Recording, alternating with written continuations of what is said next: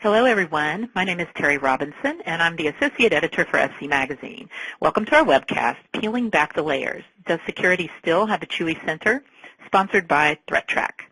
Security practitioners might not like to admit it, but they've been playing games with adversaries for years. Whether it's whack-a-mole, cat and mouse, or chutes and ladders, the security game has always been reactive in nature, or one that has us alternating between steps forward and steps back. A market full of point products with steep learning curves have left many security organizations feeling like they can never hire enough staff. There is good news, though. This presentation will share some positive trends that are being seen in the security market and that are finally addressing challenges as old as the security discipline itself. Our speakers today are Charles Hessifer, Senior Sales Engineer at ThreatTrack, and Adrian Sanabria, Senior Security Analyst at 451 Research. Charles has been involved in the designing and building of large-scale data centers around the world. He's taught law enforcement and government officials on forensics, incident response, and data security. He's managed information system infrastructures for organizations such as Digital Equipment Corp., Microsoft, Go.com, InfoSeek Guidance Software, US CERT, Travelocity, and Yahoo. With more than 17 years of industry experience in information technology and security engineering, Charles has been responsible for training everyone. And today, Adrian brings a broad perspective on security to 451 Research, drawing on more than 12 years of enterprise security experience. With a background in system administration and system architecture, he was the security architect and chief incident handler for Elevon, one of the largest payment processors in the U.S. At Sword & Shield Enterprise Security, he designed compliant and secure solutions for large retail organizations, structured PCI compliance activities for merchants and acquirers, helped a large public university create policies and improve disaster recovery plans, and performed security assessments for domestic and international clients. Most recently, Adrian joined Clayton Homes, a Berkshire Hathaway company, as Senior Security Analyst, guiding and maturing its information security program. They are well-versed in the industry, and today they're going to be sharing their insights with us. With that being said, now I'd like to welcome Charles and Adrian. Hi, you all. Thanks for being with us today. Thank you. Thank you. All right, so I will take it away. This is Adrian Sanabria, and we both have some broad background, as you just heard, Charles and I. And it's fitting because today's topic is fairly broad, talking about securing the enterprise, very broad topic. And when putting together this presentation, one of the things that I think bothers me, having worked on the enterprise side, is it does feel like we're just taking steps forward and steps back. So I wanted to take a look at some of the reasons, I think, why we tend to take those steps back, or maybe the steps forward aren't as far forward as we think. And we're going to look at some trends that are helping to eliminate the steps back and really close some of these gaps that we still have in the enterprise. So wanted to start out giving kind of a picture here. One of the things I've done a lot of is incident response. And I've just seen collectively over the years, especially when you're in the middle of an incident, we tend to gravitate towards the most convenient tools. And security tools traditionally have not been the most convenient for sharing information, for collaborating, and things like that. So we tend to see email as kind of the glue that connects people together during an incident. Especially if there's disparate locations involved with the incident, everybody's not sitting around the same cubicles or in the same SOC. So I just wanted to stress that we need to move the mindset away from email as the API. In a lot of cases, your firewall administrator, as with the administrator of much of the network equipment, tends to be outside the security group. This tends to be someone within the network group or within IT as a whole, whereas some of the security analytics pieces, perhaps even the IDS, the SIM, some of these other pieces that you need in an incident. And let's face it, with security, a big chunk of that in the enterprise is incident response. You're either preparing for it, you're trying to avoid having to do it, or you're constantly in the middle of it. And some of these pieces reside on the security side. Some reside in IT. You know, they're in different places, and we really haven't had good integration between all these tools. And I'm talking at the low level, sharing actual technical intel, like what IP addresses attacks are coming from, IOCs, things like that at a very low technical level.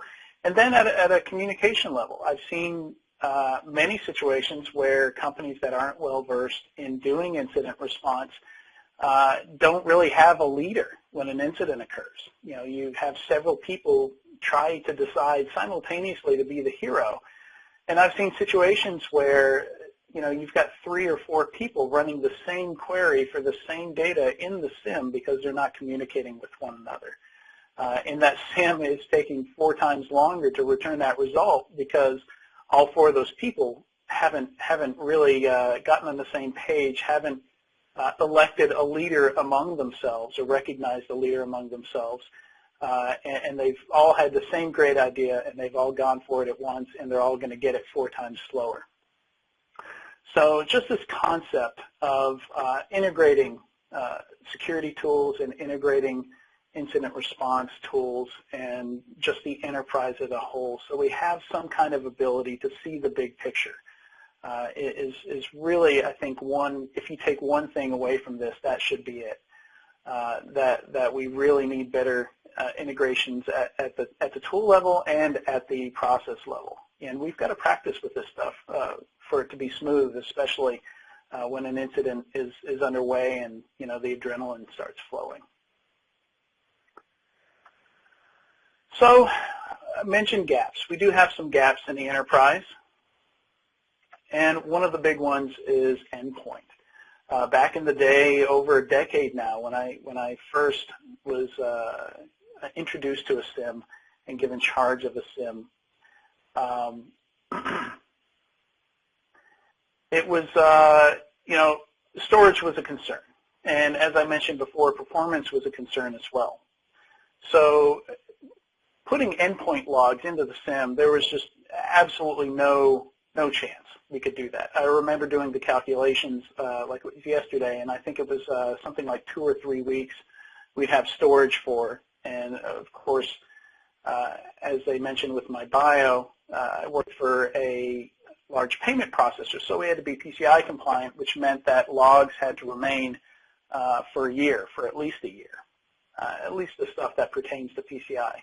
So putting endpoint would have compromised that primary goal of compliance with the SIM. So it remained and has remained to this date in a lot of enterprises a big blind spot and a big gap. The internal network seems kind of crazy that would be a gap, but the mindset has always been that the threat is outside and that once the threat comes inside, we're done. You know, the bad guy is won. And if you look at security products today, they're all about trying to overturn that myth, trying to get rid of that stereotype that an incident or a breach happens in an instant. You know, the moment they get past those network defenses, it's all over. You know, we're going to be in the front pages. It doesn't happen that fast, and you know, it can take hours, days, months. You know, we've even seen years go by with attackers inside the network. And once they're inside that network, you know, we've got to have visibility into what's going on. And right now, most enterprises don't. And then the last one here is cloud. And cloud is mainly a blind spot at this point because it's new. You know, the tools aren't all there. And we see this with all innovative and disruptive technologies. The security, the monitoring, the control isn't going to be there in the early iterations. We've got to wait for all that to come. And we're starting to get there now. We're starting to see security-specific cloud tools. We're starting to see security tools integrated and built into cloud offerings. So that's you know, still a gap right now. I think most companies are doing something in the cloud, even if they are aware that they are or not. But that's certainly still a gap at this point.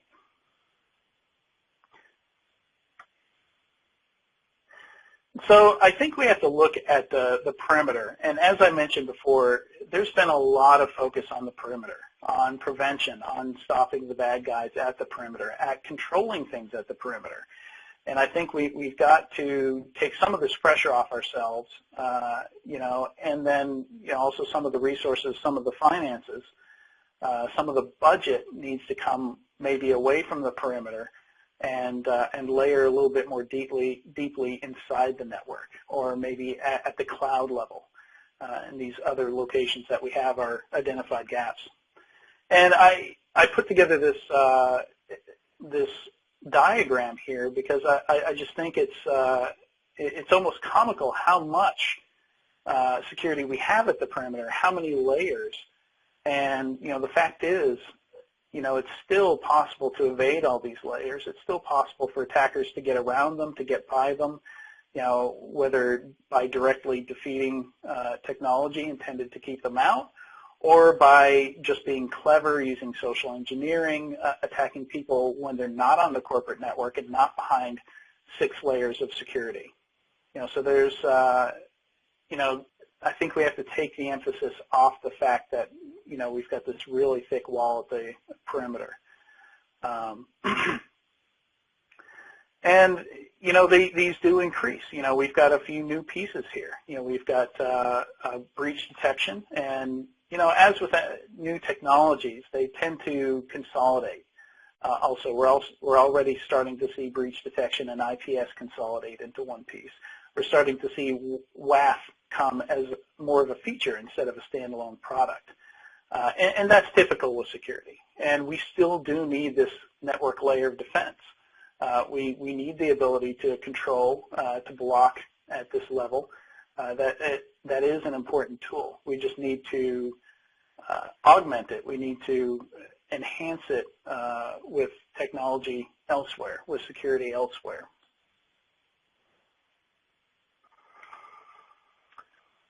All right, so when most people think of a firewall, their idea of a firewall is something that blocks, something that keeps people out. And if you look at most firewall configurations from the outside, most companies do have a lot of things blocked. But the problem is with the perception of what that firewall is doing, and really where the attacks can come across and all the ways around the firewall. So, this really isn't a good way of seeing the firewall. And if you're just thinking from the perspective of open ports, maybe it looks like this. But I think a firewall really looks more like this. It's more like a turnstile. And that turnstile is pretty much going to let everybody through because that's that firewall's job. If that firewall wasn't letting everybody through, and that's why performance is so important on a firewall, we don't want to drop any packets. We need our customers to get through. We need this valid traffic to get through. Yes, there are some things blocked out of the gate, but a lot of this stuff has to come across, and it's very easy, to evade that turnstile, to not use your proper subway card or what have you, that gets you through that firewall. So, again, just moving the focus away from the perimeter defense as the one point of stopping everything. So just another way of looking at a firewall. So again, if we take that previous diagram and we zoom out a little bit, we look at the internal network, I think we have to no longer just think of attackers as being on the right-hand side here. We have to think of our network, and we're starting to see a lot of large and innovative companies doing this, companies like Google, Coca-Cola, Walmart, taking this premise that the internal network, or at least the user segments that are inside the corporate network, and look at them as if they're the external internet. So really what you would have are maybe some walls around what you see in the center here, and attackers on the left-hand side and attackers on the right-hand side. And I think that's a much healthier way of looking at it. it's so easy for attackers to evade and persist on endpoints. Somebody can go to a coffee shop, get infected, an attacker gets a foothold. They come back to the corporate network, and none of this perimeter stuff has done anything to stop that attack. Or even if it could, like I said, there's still ways in. So we have to assume that attackers have a foothold on the internal network at this point, and then I think we make much better decisions about security architecture, network architecture, and how we should be looking at these things. So again, the endpoint and the internal network are big gaps. We don't have good enough visibility there. We don't have good enough detection. Perhaps we have some prevention. That's what antivirus is there for. It's still blocking things. I think the whole idea that antivirus is dead and that we're going to replace it with something is kind of a misnomer, is kind of a fallacy, and I'll get into that a little bit as we go on here. But really, if you look at what I have in red here, the SIM and the antivirus, are really, there's not a whole lot else giving us visibility from the security perspective inside the network and on the endpoint. Of course, there are companies out there doing a very good job at this. A lot of them have built their own integration between tools or built their own homegrown tools. But I think the vast majority of companies I've seen, and I suspect the vast majority of companies that Charles has seen, really haven't moved much beyond antivirus and SIM. And as I mentioned before, for a lot of companies, SIM still has, first and foremost, a compliance goal, not a security goal. So again, let's come back, take a look at these gaps, and talk about why it looks this way. So endpoint, back in the day, and really I think it pays to look back at what we've tried to do and why it hasn't worked, to understand what we can do in the future that will have a better chance of working. And back in the day, I mentioned monitoring. We just didn't have the database technology. We didn't have Hadoop. We were still using spinning platters. And we didn't have SSDs, so the speed, the performance, the technology to look through all this data that the enterprise can pump out.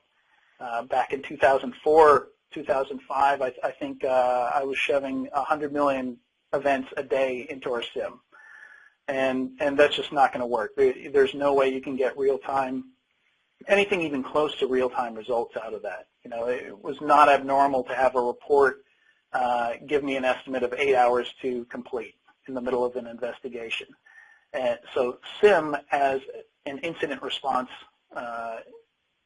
tool, and that incident response use case just didn't work very well with it. And new database technology has really opened up stuff there. New advances in hard drive speeds and technology there has really given us the ability to do a lot more with a lot more data. And of course, we've got, if I was pulling in 100 million events in 2004, I'm sure you can imagine what the same company is probably pulling in to their SIM today. Hardening, I think early on, well, I say early on, this is only 10 years ago, but we thought, okay, we'll just lock stuff down. That'll be the fix. We'll harden the endpoint, we'll harden the servers, we'll do some whitelisting, and that was posed as the new big thing. Whitelisting was going to save us from malware. And the problem with all that is that users needed to use their systems. We only had so many help desk people that could take requests, and everybody put in a request for an exception to the hardening, to the whitelisting, because they couldn't do their jobs. We locked things down so much they couldn't do what they needed to get their work done. So that approach really didn't work. We're starting to see some dynamic whitelisting. In security, we tend to come back to things that we've done in the past to see how we could do them better. The principle of least privilege has come back in a big way, with microsegmentation and things like that. A lot of trends we're seeing in the market now that really just taking old ideas and looking at better ways to implement them. Easier for us to manage, more transparent, and easier on the users to live with. Certainly security that gets in your way, that's up in your face, doesn't have a whole lot of value, and it tends to be shunned by our users. Again, with limiting admin rights, very difficult to do and not get flooded with exceptions. I've seen some reports where they say they put in a security control, and maybe 6 to 8 months later, 90% of people have been granted exceptions. And that it's no longer a security control. It went from 100% coverage to 10% coverage in 6 to 8 months. That's a security control that's failed. It's time to go back to the drawing board with that. And I mentioned whitelisting. Got ahead of myself a little there. So the internal network, let's see what we've done. So NAC, I think if anybody thinks about a failure in the security space, which from the business side, which in my day job at 451 is something I focus on very heavily, are the vendors, the business side, the investment community, and we see very few failures. I think I've seen statistics that say 80 or 90% of startups fail, not in security. It's maybe, I wouldn't even say it's flipped. I'd say it's maybe like 2 or 3%. You almost never see a security company just go out of business overnight. But with NAC, we saw several. So NAC, together with the financial difficulties in 2008, we definitely saw a lot of companies close up shop. But again, this is something that we've come back to, because NAC, the premise was correct. The premise was something workable. It was really the implementations that didn't work. So again, we're starting to come back to that. And again, it was too difficult to manage. It was too expensive. The integrations weren't great. Again, it was just all on that execution. Segmentation, also very difficult. You've already got a network. It's already designed. It's already up and running. Trying to break that into smaller pieces while keeping it running is very challenging. And we see a lot of blog posts and a lot of security experts say, why doesn't everybody just do the basics? Why is everybody buying this new stuff? And it's because the basics are very hard. And if these new products aren't helping with the basics, people are just looking for an easy win. Because it's, we tried NAC, we tried segmentation.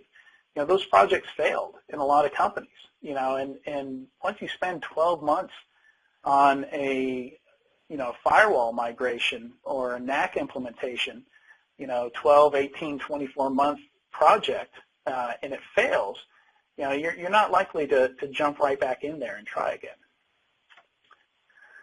Again, so a little bit different here. IDS is, the reasons are a little different, and they're more similar to why SIM didn't work out for a lot of enterprises. And that's just the amount of information coming out of them. The IDS can really pump out a lot of information. In the early days, false positives were very, very high. It took a lot of tuning on an IDS to get it down to a manageable level. And a lot of companies never made it there. A lot of companies would buy these technologies, wouldn't necessarily have the staff on hand to implement them correctly and to really get the most value out of them. So they become what we call shelfware. And IDS and SIM are very high on that list of shelfware. Javad Malik, when he was at 451, did a survey on this. He did a full report, which you can still get from 451. A few years back, and IDS and SIM were very high on that list of products that became shelfware, and it was for the same reason. It was just the amount of effort it took to manage it and the amount of information that would come out of it. You were lucky if you look at 1 or 2% of the events that come out of it. We call that, often refer to that as information overload and the concept of alert fatigue. As a consultant, I'd sit down behind the IT director or one of the analysts, and almost every single time, they're checking their email all day long, so even though I'm there to do some service for the company, they've got email up and they're checking it. And you always see that folder there with 12,000 unread alerts, or maybe many folders with thousands and thousands or tens of thousands of unread alerts. And those are coming from the SIM or the IDS or one of these systems that just hasn't been managed or tuned very well. And finally, the cloud. And we do have some failures here. I think it's kind of unfair to throw the fail stamp on here. I did throw the fail stamp on here.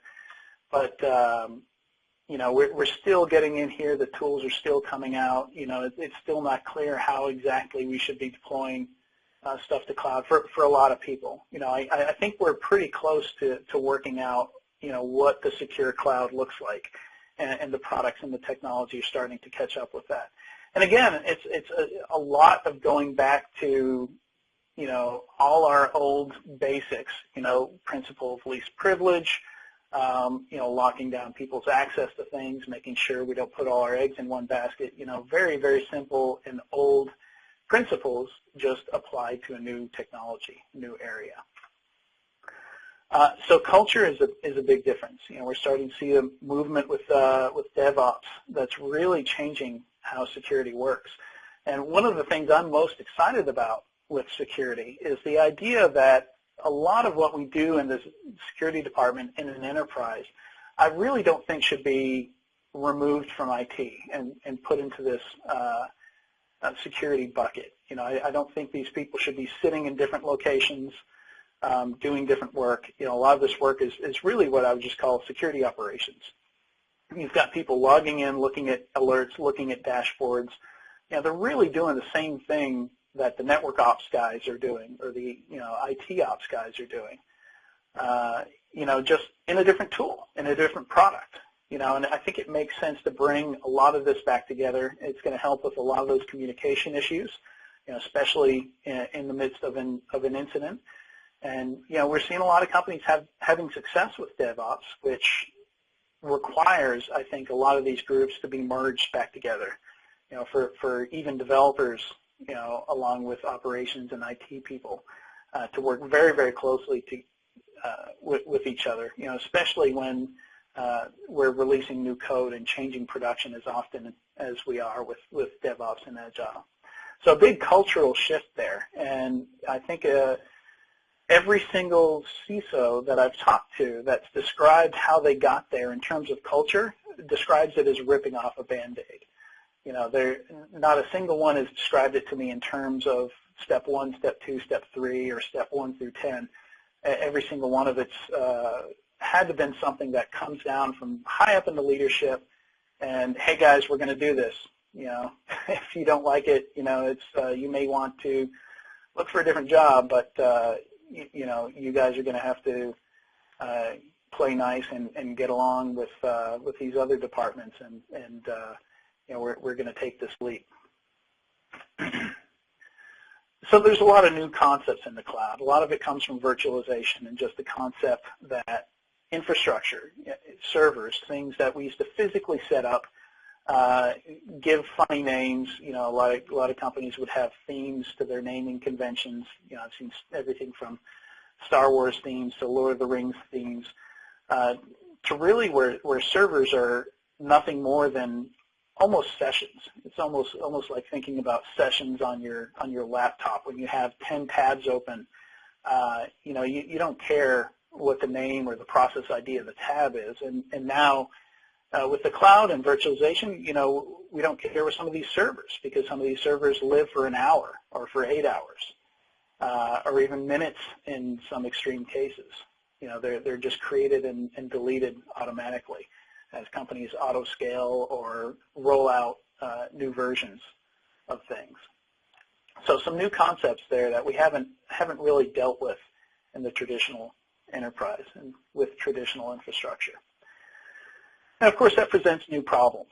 We now have this management plane that manages this programmatic interface. There's now an API that can create and destroy servers. That's pretty scary if you don't put some security controls around it.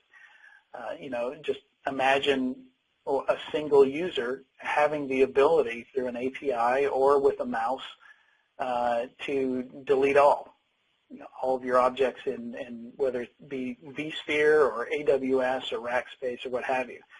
So an entirely new problem we never had with the physical infrastructure, unless there was a fire or something like that. It's pretty difficult to lose the entire thing in the blink of an eye. And, again, I remind people as much as possible that, the new technology is always going to come before we have all the risks worked out. It's just the nature of capitalism and business. It's just they're not going to slow down to do all the correct things with security. And we've seen that from the automakers and the Internet of Things, down to the more mundane, programming languages and Wi-Fi routers when they first came out were heavily flawed. WEP was terribly flawed. And that's going to continue to happen. I think the important thing is to understand that cycle, and and some you can even predict. It's going to be 2 or 3 years before we start seeing stuff that's really vetted by security researchers and auditors, and has really been vetted and tested. And then we'll be ready to bring it in. I apologize for this slide. I didn't exactly work out the animations correctly here, so I'll go ahead and reveal some of this. So the lessons we can learn from this. I think these aren't just lessons for the enterprise. These are lessons for vendors and investors as well. And I think if we look back at everything, all my fail slides that came before this, and things like NAC and SIM in their early iterations, if we look at why they didn't work, a big piece of that is assuming the enterprise is going to have the necessary staff to implement, maintain, and use these systems and get value out of them. I think one of the problems is that back in the day, the IDS, the SIM, all these products, the firewall, were all islands, and they were all managed by separate staff. You needed training to do all of them, and even for newer stuff like some of the WAFs out there, if you look at those, they're incredibly powerful, but they're incredibly complex too. And you're not going to just, if the WAF guy goes on vacation, you're not going to just sit down the checkpoint guy or the Palo Alto guy and have him cover. It's too complex for that. So that's something we're starting to see companies moving away from. We're starting to see greater innovation, learning from these lessons, making products that don't require, 3 full-time staff to go off, get trained, professional services to come, plug this in, get everything working. Starting to see less and less of that. With some technologies, it's unavoidable. We're going to have to get training. We're going to have to bring people in. We can't create an easy button for everything. But there's certainly a lot of room to make it easier with some of these products. Workflows is something that we've seen a lot of vendors, especially with incident response. Workflows are so important. If it's going to take me 8 hours to get the information I need out of the SIM, then that's not an incident response tool to me that I can use or depend on. Also, just user experience and the GUIs. I've seen some very bad user interfaces in security products over my career, over the last 15 years. A lot of companies starting to get this, and work on workflows. Okay, an incident occurs. How do I step through this? How do I go?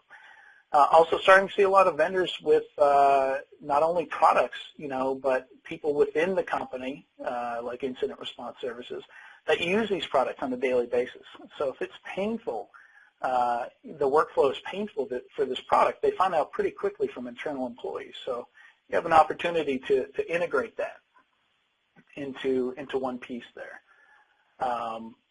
without having to survey your customers, ask your customers. So like I said, some lessons for the vendors here as well as on the enterprise side.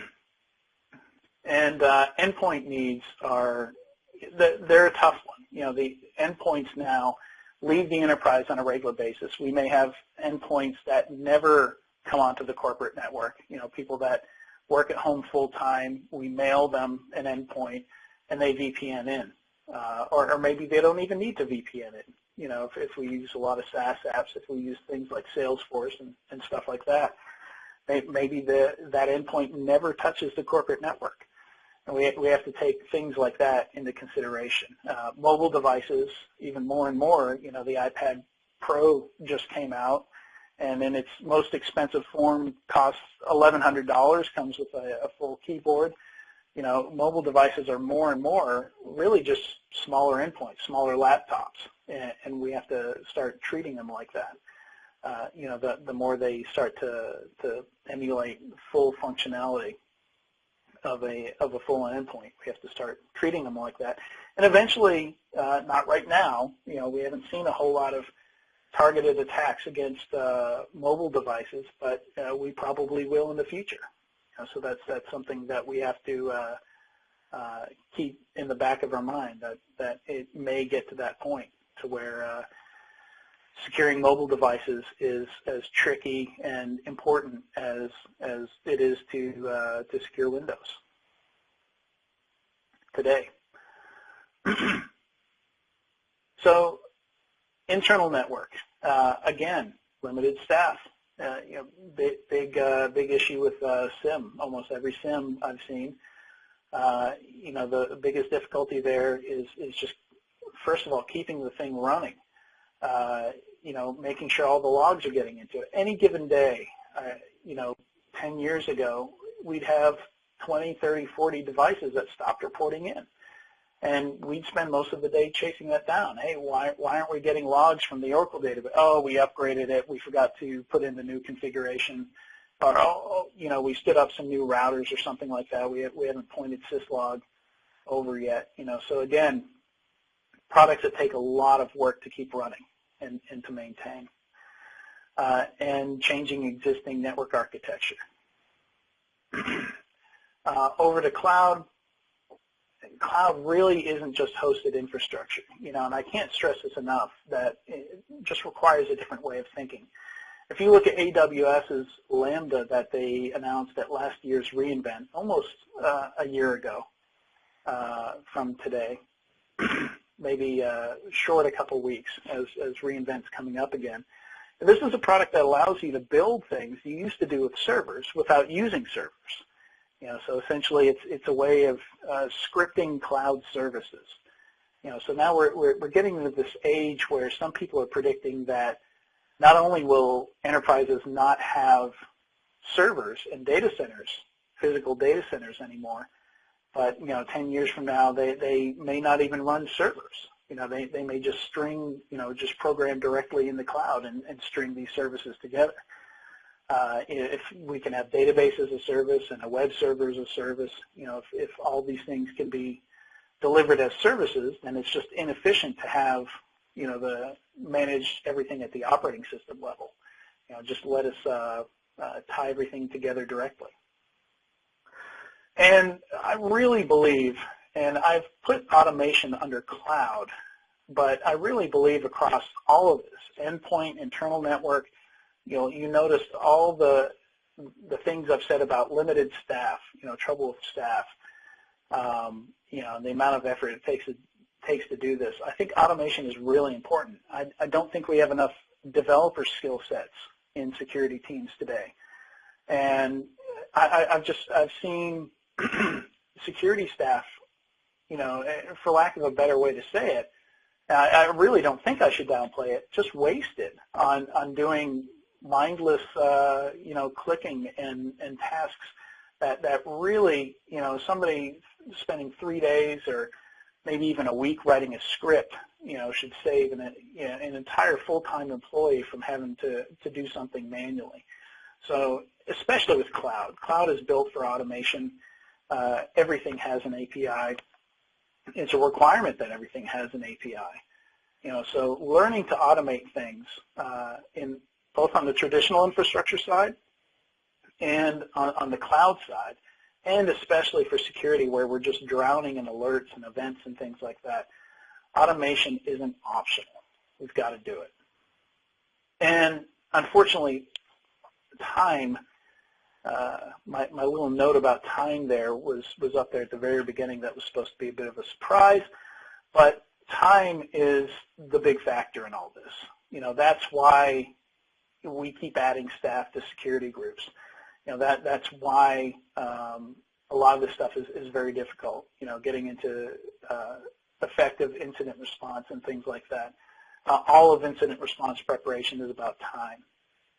So, and again, that's where automation helps us. Automation, better integration between products helps save us time so that we spend less time emailing stuff back and forth between the firewall admin and the SIM admin or the IDS admin, and more time working on the incident, more time looking at things that matter to security, not trying to upgrade the WAF to the latest version. And finally, another big thing, I want to leave you with is that there's really nothing basic about doing the basics. And I'm tired of people saying that, but the basics are hard. There's good reason why a lot of companies are having trouble with the basics. But I think it's worth going through those hardships and doing the basics right. A lot of people make analogies between diet and exercise, and joke about the fact that every new study that comes out says, yeah, no, there's no diet pill. It's just hard work. It's just diet and exercise, discipline. And really in the enterprise, there's few diet pills. There's few silver bullets.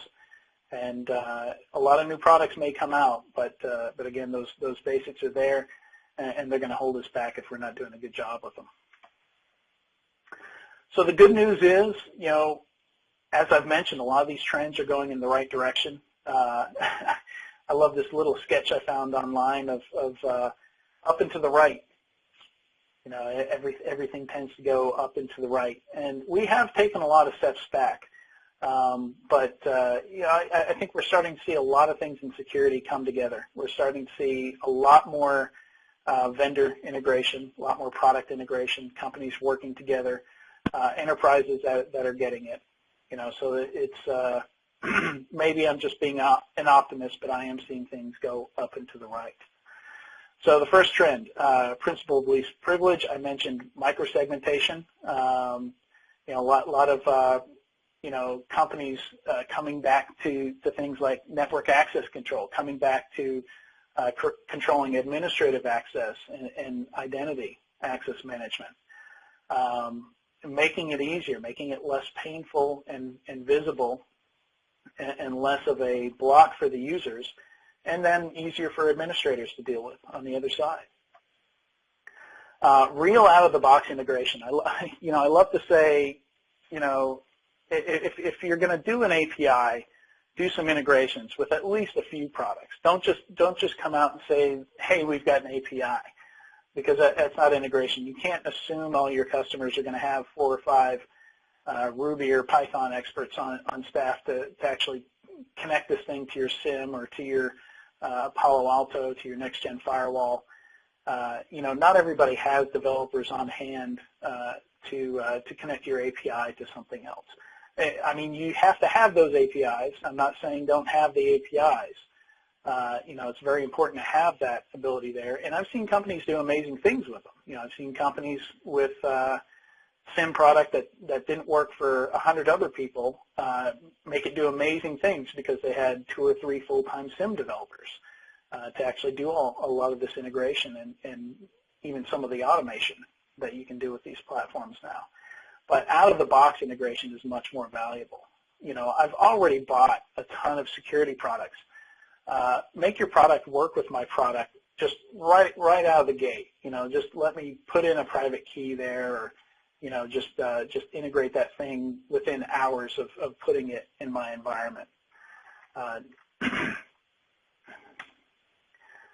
Focus on workflow. Again, I mentioned this before, but I cannot undersell this, I think. And it's just so important that I'm able to use this product for the use cases that I have. This is something, I mentioned SIM a lot. I worked with SIM a lot, and SIM, there was a bunch of money in that market, and I think it was an excellent example of a market getting one thing very right and another thing very wrong. And I think the workflow was one of the things that really suffered in SIM 1.0. You could tell all the canned reports you would get, just the ability to query the databases, the way the databases were put together, made it very difficult to use SIM for the things that it made the most sense to use SIM for, like incident response.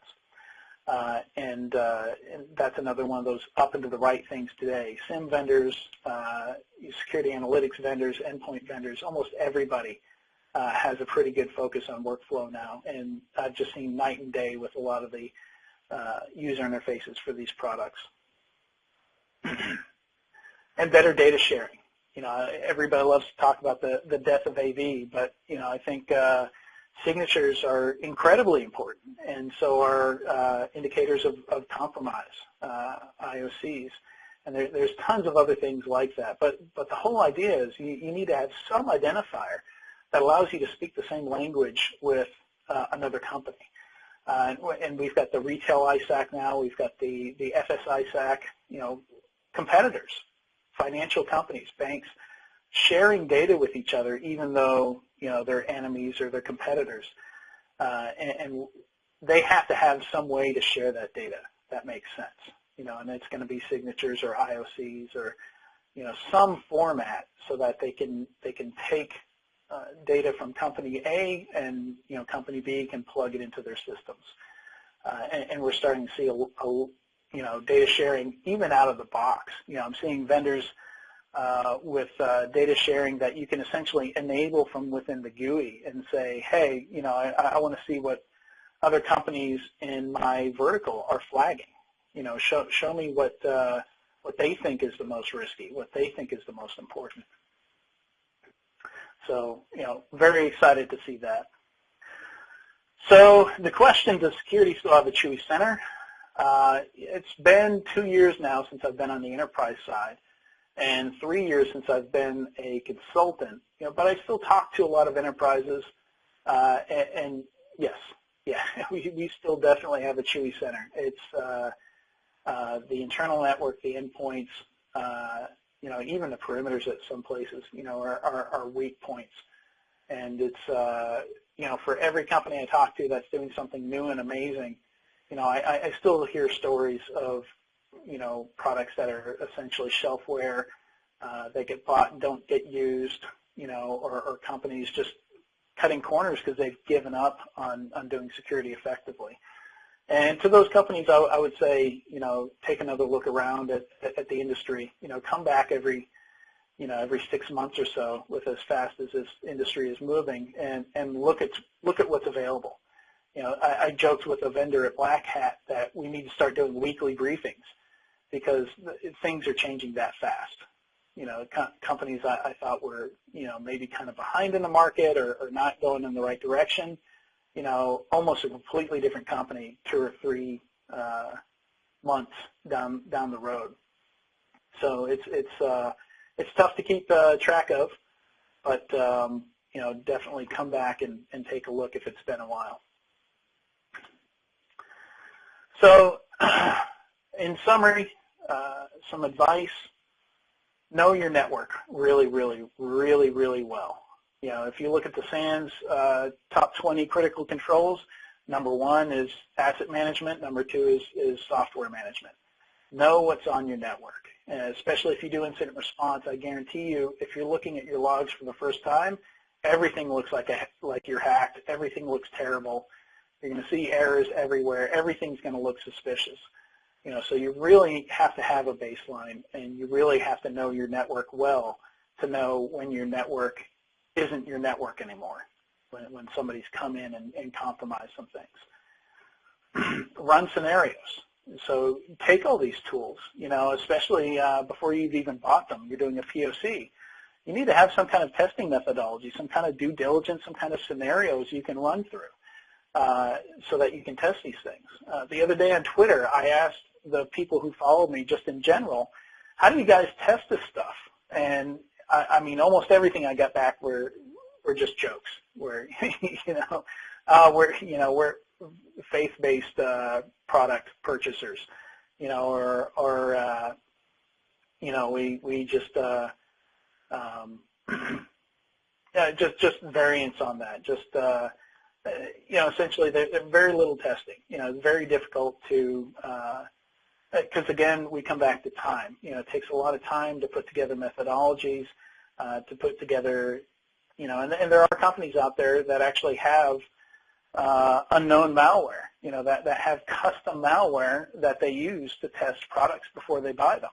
But not everybody's going to be able to do that. But we're even starting to see companies that specialize in helping you test new products and helping you test your own incident responders and your own network. So even that, we're starting to see as a service, which is definitely something in the cloud age here. If you're missing anything, just wait a couple months and it'll show up as a service that you can pay a subscription for. So interesting new security markets I'll go over real quick before I hand off to Charles here. The software-defined perimeter, that's what I mentioned earlier with Coca-Cola, Walmart, Google, companies essentially turning their user segments into an untrusted network, treating them like the external internet. Some very interesting vendors there. You can even build your own with this. Microsegmentation, what I mentioned earlier about principle of least privilege and taking that down to its essentially managing firewalls at the host level, to ensure that you don't have a big flat network, that an attacker can just run rampant in.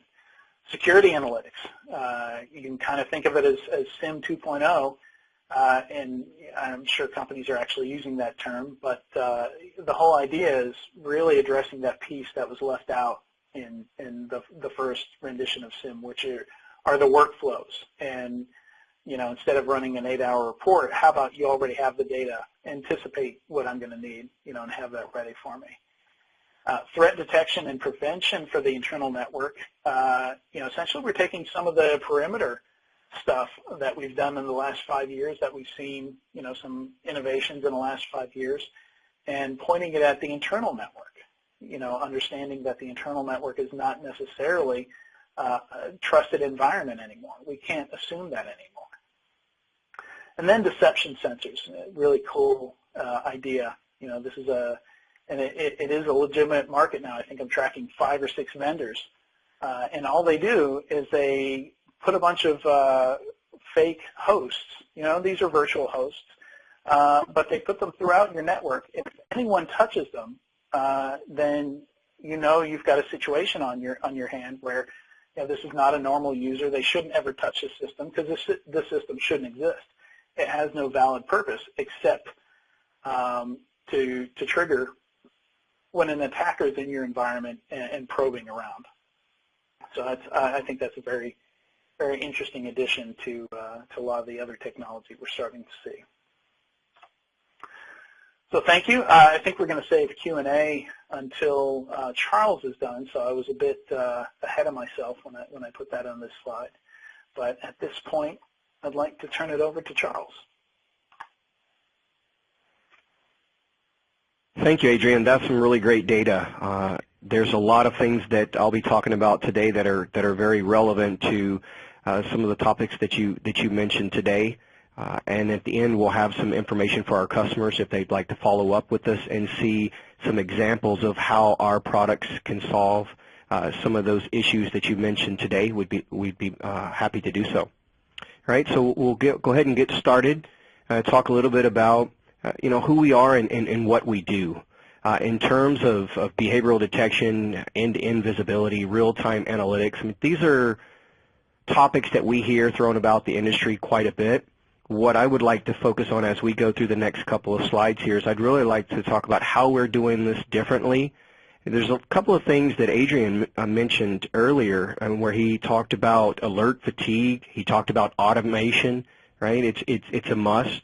How do we get better results with less overhead? And then know your network, right? So these are some things that are really key, and they seem really simple, but they're very important and they're vital to understanding your overall risk posture. We'll talk about how we protect against cyber threats, advanced malware, as well as targeted attacks. So a little bit about the company first. We've got about 20 years of malware and endpoint protection. We started out on the endpoint side with some antivirus and evolved from there into our sandboxing technology, which we still use today, as well as our Viper endpoint protection. And then lastly, up to what we're doing now in our Threat Secure product line, where we're addressing email and network attack vectors. And there's a couple of things that I want to talk about with those here in a bit as well. And another thing that Adrian mentioned that I thought was really great was we have to get out of the mindset of just perimeter, perimeter, perimeter. It's not all about the perimeter. We're seeing in the industry a paradigm shift where it's before it was about outsider security and how do we protect that perimeter. But now it's about understanding what's traveling east and west within your environment. Do we have our employees that are out at Starbucks or some of these other locations and they're getting compromised, and then they're introducing their systems into our infrastructure, basically circumventing all of our border protection. So lateral movement and just visibility, and once again, knowing your network and understanding what's going on plays a vital role into securing your infrastructure. So with that, let's take a look a little bit at the ThreatTrack portfolio. And I'll start with Threat Analyzer, which is our sandboxing technology. And there's a couple of questions that we can answer with this product. And one is, what could happen, right? And I think it's important to understand that whenever we're using our sandboxing or submitting these samples to the sandbox, it's not just about whether something is bad or good. It's not just about, do we have a whitelist, do we have a signature. It's really trying to understand what it's doing, and more importantly, how is it interacting with your infrastructure. Right, so if you take a look at our offering, it is a software-based solution which allows you to deploy on a virtual infrastructure as well as a physical infrastructure. And the reason there may be you're doing deeper malware and more advanced malware analysis where they're doing direct I/O, and you want to be able to be as stealthy as possible. So we can leverage that environment as well as the virtual environment. And I think it's important to note that you need to be able to customize and you need to be able to automate, right? And we provide that through the means of allowing our customers to build out their target environments based on their application stack or their gold images. So maybe they have 2 or 3 or 4 images that they deploy throughout their organization. And it's important for them to understand how samples, whether it's software samples or whether it's malware samples, how that may interact or ultimately impact their infrastructure or their application stack. And then, so how does it affect me, right? And once again, that's where they can build their application stack, submit those samples, and really understand from their perspective how they might be impacted, and then there they can adjust any security parameters, whether it's on the border, whether it's on the endpoint, that'll help to reduce that overall risk. Next, we have Threat Secure Email and Threat Secure Network. Both of these can help you identify or answer questions such as what happened within my infrastructure, how did it happen, and what else happened. And I think this is important to know because we talked about this, or Adrian spoke to this quite a bit in terms of knowing your network, in terms of lateral movement, in terms of mobile users coming back to your infrastructure and introducing some sort of risk that wasn't exposed, or that the border protection that you have implemented wasn't able to protect your organization. And I think that is key with Threat Secure Network, for example. You can deploy us, and we'll talk about this here in a slide in a bit, but you can deploy us at the perimeter so you can have that visibility. But in addition to that, you can deploy us internally to the organization so you can really understand what protocols are being used, what devices are talking to other devices, what services are being consumed, what services are being provided. And this helps your organization do things such as role inference. You can really understand what certain systems are doing within your infrastructure, and then be able to better determine whether or not they should be doing those things. Their attack path prediction. So if, for example, a particular system was to be compromised or we received an alert on a particular system, having the quick access and the visibility into what other systems that target is communicating with, whether it's through RDP sessions, whether it's through SSH. It really helps your organization understand the potential scope. So if that system was to be compromised, what access or what leaps could an attacker take to other systems and exploit those. So really having that visibility is key.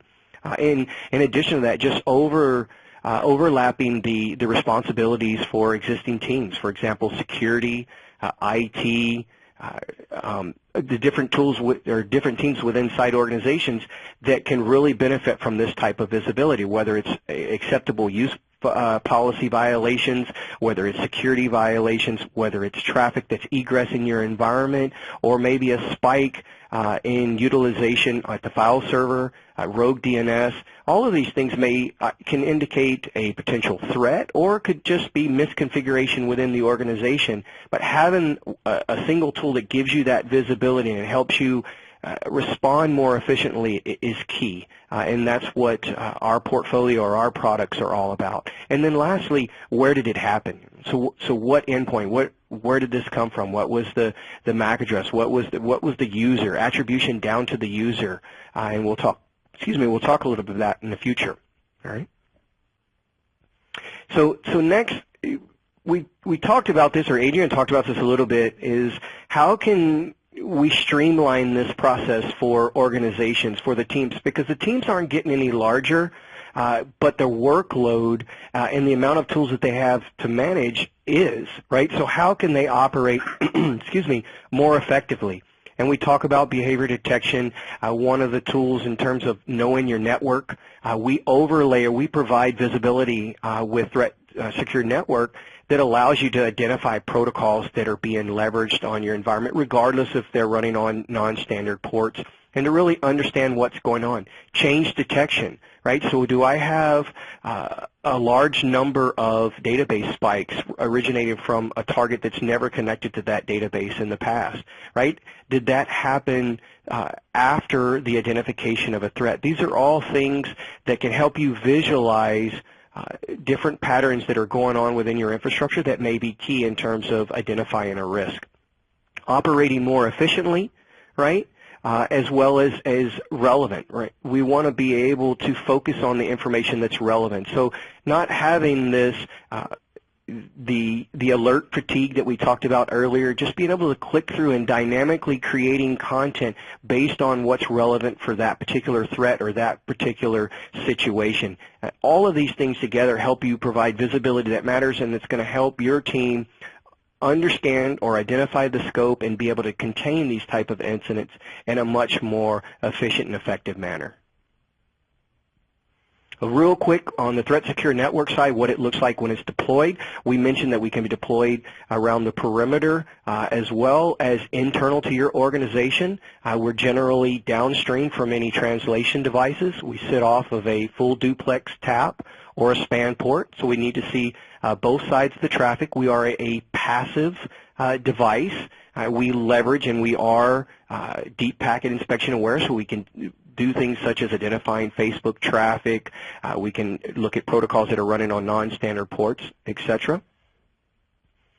With our Threat Secure email product line, we can deploy, and we recommend deployment in an inline fashion. So we are an MTA. We talk SMTP.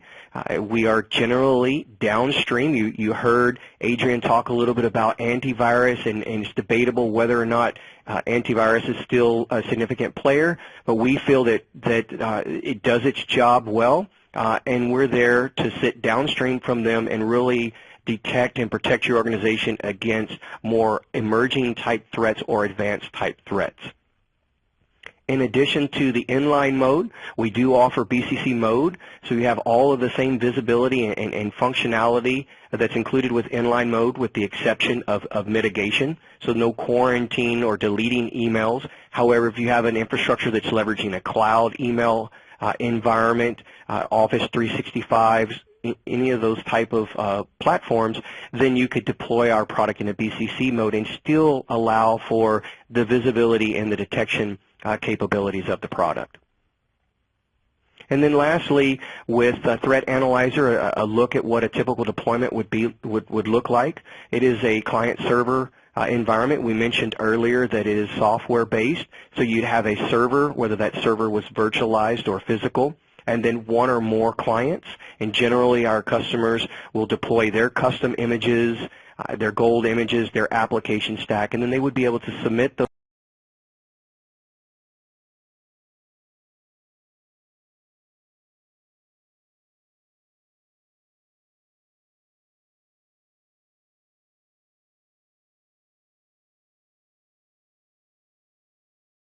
samples.